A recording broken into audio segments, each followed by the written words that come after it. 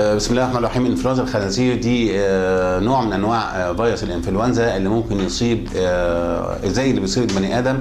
ده بيصيب الخنزير عادي برضه زي نوع من انواع الانفلونزا من خنزير لخنزير، عن طريق العطس، عن طريق الكحه، الاكسكريتا بتاعتها، السائل اللي بينزل من الانف الثاني لحسه او خده دخل في الجزء الفم البلعومي او الانف البلعومي، يبتدي يعمل معاه دور انفلونزا عادي جدا. المشكله فيه ايه؟ ان هو ابتدى يتحور، لان الفيروس بتاع الانفلونزا دايما بيتحور. يعني الجميل الغريب فيه انه ما بيعملش مناعه سوليد، ان هو اخدته خلاص يبقى انا طول عمري عندي مناعه، لا بينتقل او بيتحور، فبيتغير لونه، بيغير الشكل الخارجي، فبيصيب الانسان، بيصيبه اصابه من اول وجديد ثانيه، او بيصيب الخنزير اصابه ثانيه مع انه خده قبل كده، بس يكون في شيء من التحورات.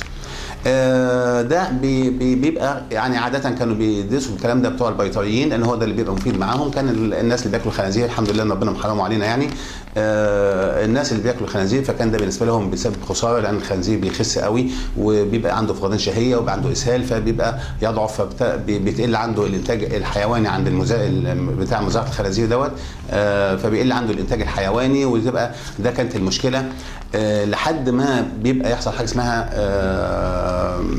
شيء من الوباء، صوره وباء، بيجي الفيروس بيبقى شرس جدا، فبيبتدي اول ما يدخل في الخنزير، احنا بس هنتكلم عن الخنزير ونقول خطورته على الانسان جايه ازاي.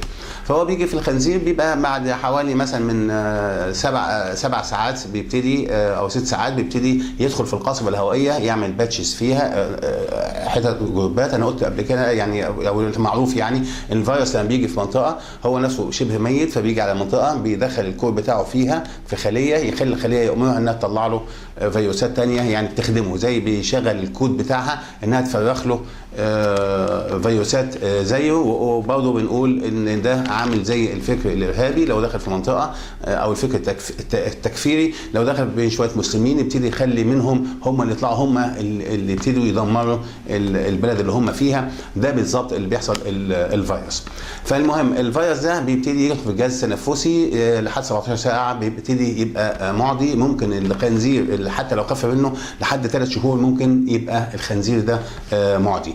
الاعراض بتبقى طبعا زي اعراض الانفلونزا العاديه، بيبقى كحه، عطس، افرازات لزجه بتيجي من العين ومن الانف، حمى تصل لدرجه 42 درجه مئويه، ده اللي فيها. بيبقى في اسهال، بيبقى في قيء، بيبقى في دربكه في البطن، بيبقى في وجع في الدماغ، والخنزير ده بيفقد الشهيه، بتلاقوه بيخس، بيبقى الفيروس يمكن يعمل فيروس، يعني يدخل في الدم بتاعه، فبيبتدي يعمل له شيء من الخمول وعدم الاكل. فده كان الموضوع.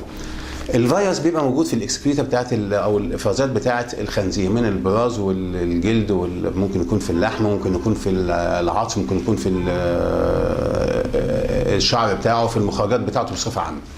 الخطوره ابتدت تيجي لما ابتدى يجي فيروس منهم، ابتدى ينتقل من الخنزير للانسان، فبقى الانسان هو حامل هذا الفيروس، وتيجي الاعراض ده ابتدت تسيطر على الانسان. ده تحول من التحورات اللي حصلت قبل كده زمان، وهو بيدي مناعه للبني ادم اللي بيعدي منه، بيبقى عنده مناعه منه، لكن طبعا لو حصل تحول ثاني هيبتدي يحصل المشكله ثاني، لان هي فيها عدد من التحورات زي ما قلنا قبل كده.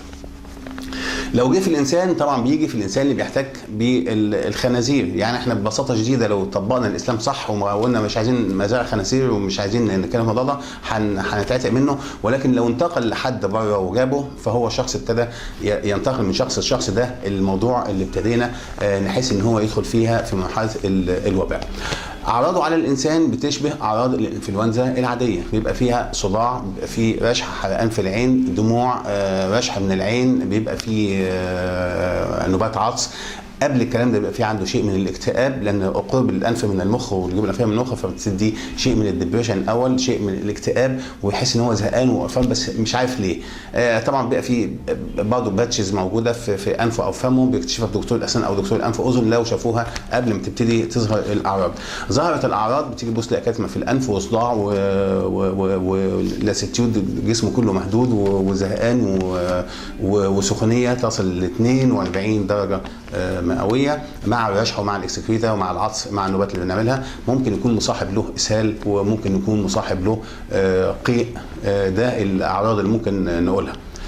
المفترض ان هي زي الانفلونزا العاديه، ولكن طب ليه بتسبب وفاه؟ عايزين نقول بس حكمه عامه كده عشان نعرفها، ان دائما اي حاجه نقول نسبه الوفيات فيها قد كده لازم نحط في دماغنا ان مش كل واحد هيجي له المرض اللي بيسبب وفيات هيموت. طب مين اللي بيموت في المجموعه دي؟ اللي مناعته ضعيفه. يبقى احنا المفروض عشان نمنع الكلام ده كله لازم يهتم بمناعتنا ومناعه اطفالنا ونمنع بقى الاغذيه المسرطنه والحاجات اللي بتقلل المناعه في الجسم والكورتيزونات والحاجات كلها اللي بتموت المناعه بتاعتنا دي نحاول نبعد عنها. نرجع تاني للخضروات الطازه والفيتامينات والبيئه الطبيعيه والسلطات والمضادات الاكسده اللي موجوده في النوعات كتير قوي موجود فيها الكلام ده. فيتامين سي اللي موجود في الليمون، البقدونس، الجوافه، الحاجات دي كلها، الكيوي، كل الامور اللي فيها فيتامينات سي وفيتامينات الف المفروض ان احنا نكون عارفينها ونبتدي نتناول هذه الامور لان دي بتزود مناعتنا. الفيروس ما بقاش له علاج ناجع الا لو واحد واخد مصل للفيروس، وطبعا ده مصر دلوقتي حاليا بتقول ان هي بتحاول تنتج هذا المصل. وبرضه عايز اقول عشان بس ما نقولش امال ده عشان ما ينتشرش الموضوع، ولكن لو تحول بسيط هيبقى المصل ده مش هيجيب نتيجه. هنبتدي نشوف الفيروس الجديد اللي ابتدي يعمل عشان يتعمل له المصل، هيبقى سنوي يعني للسنه دي بدي ده، وبرضه مش هيمنع زي مصل انفلونزا اللي بيتاخد حاليا اللي هو بيمنع نسبه كبيره من الفيروسات اللي ممكن اتوقع انها تيجي، لكن لو حصل تحول مش في الحسبان هيبتدي يصيبني برضه بنوبه من نوبات الانفلونزا.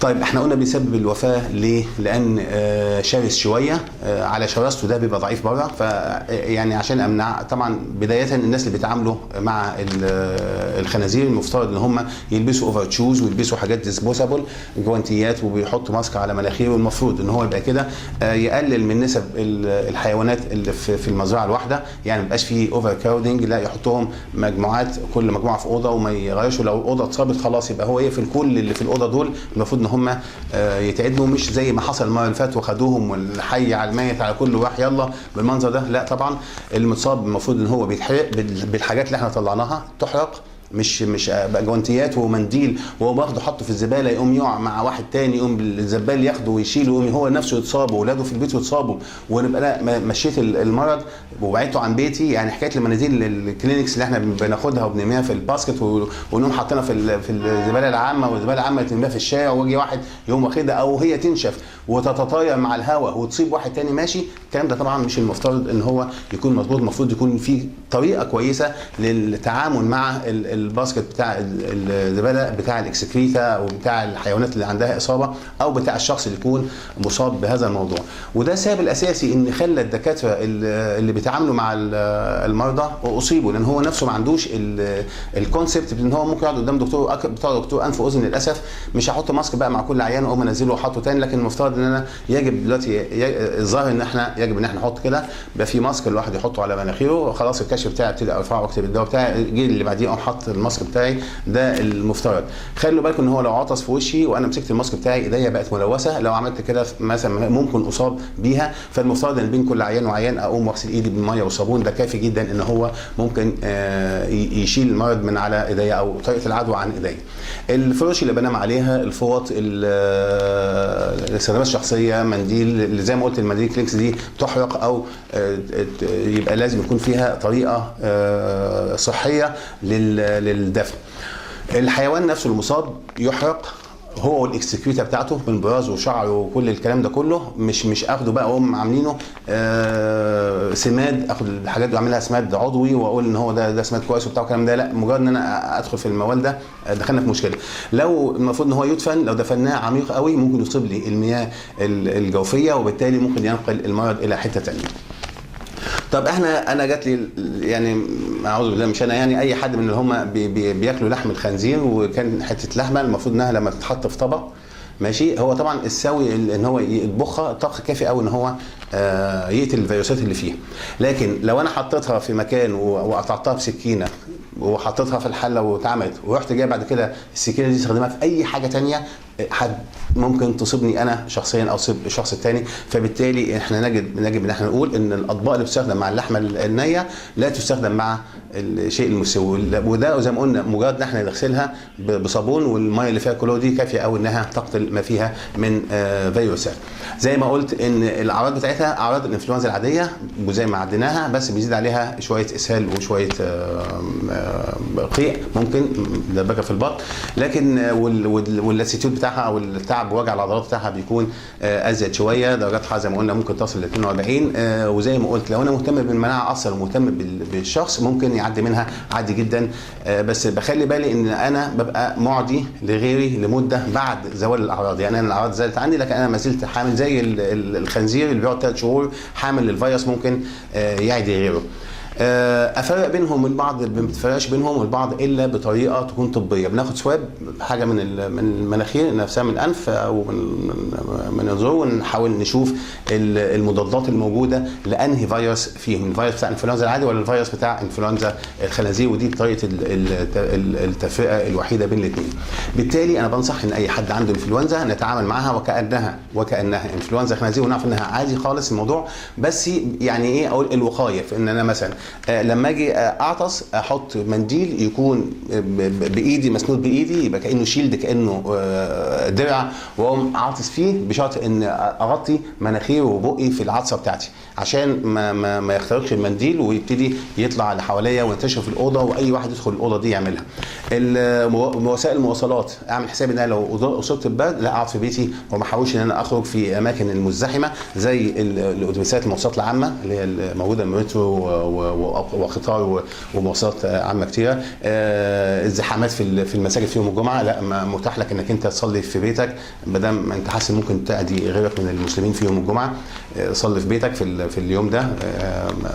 طبعا من الفقه يعني وشيوخنا مشايخنا يقولوا اكتر من كده ان هو اثناءها ما نقدرش ان احنا نتكلم في وجودهم يعني، لكن يحل لنا نصلي في بيوتنا. في الشركات في الاماكن المزدحمه في المستشفيات في المدارس كل ده هناخد بالنا ان الواحد لو اصيب بابننا بهذا الموضوع ما يصحش ان انا ابتدي ابعته في المكان ده لحد ما نتاكد انه بيعملها. الفيروس العادي ممكن بيقعد 3 ايام عاده يعني من 3 لاقصاها اسبوع وبينتهي ما لم يركب الموجه بكتيريا او حاجه من هذا القبيل. زي ما قلت يعني ده فيروس، فالفيروس ما بيعيش في بيئه حامضيه، فحكايه الليمون اللي كان في الانف او الغسول حامضي ده ممكن يجيب معايا نتيجه وفيات فيها من 1 ل 4% بالنسبه للخنازير. اللي ممكن نقوله فيها تاني ان احنا في بعض الادويه طلعت زي التامي فلو يعني انا كاتبها لكم هنا زنامافير ريمانتادين والامانتادين، دي مضادات للفيروسات.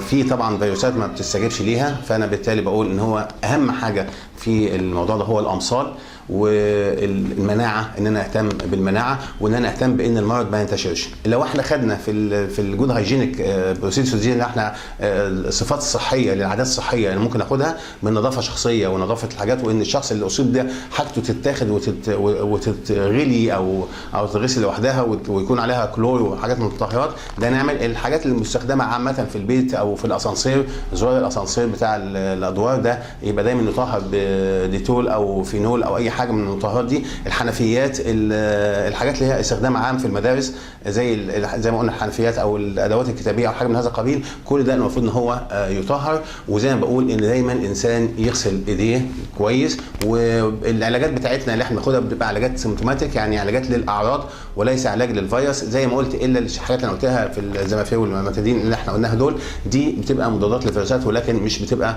100% مضاد للفيروس. يقال ان اليانسون السعودي الصيني اللي هو اللي عامل زي النجمه ده بيجيب نتيجه لو كان حديث، وانا جربته عن نفسي، كان جاي لي انفلونزا مره وجربته فعلا بيزود مناعه بطريقه غريبه الشكل يعني يعني بصفه ان انا دكتور بتعامل مع حالات كتير، فده بيزود فعلا مناعه الواحد وبيخليها تاخد فترتها وتروح على طول. ده لو ما منعهاش اللي هو اليانسون الصيني، بس لو كان جديد وده اتعشم ان ربنا سبحانه وتعالى يعني حياه الامصال دي فعلا نهتم بيها هنا، والموضوع مش مخيف لهذه الدرجه، اعراض بس قويه شويه لكن مش مخيف لهذه الدرجه. وزي ما قلت التفرقه الوحيده عشان كل واحد يقول لا ده انفلونزا الخنازير ده هتموتني، لا اهتم بمناعه ابنك وبرد هيعدي عادي ان شاء الله. بس دايما تتصل بالدكتور وتقول له انا عندي كذا، لو انت مثلا حاسس ان هو شديد عن الموضوع اتصل بالدكتور بتاعك وهو يقول لك تجي له ازاي ويجي له امتى.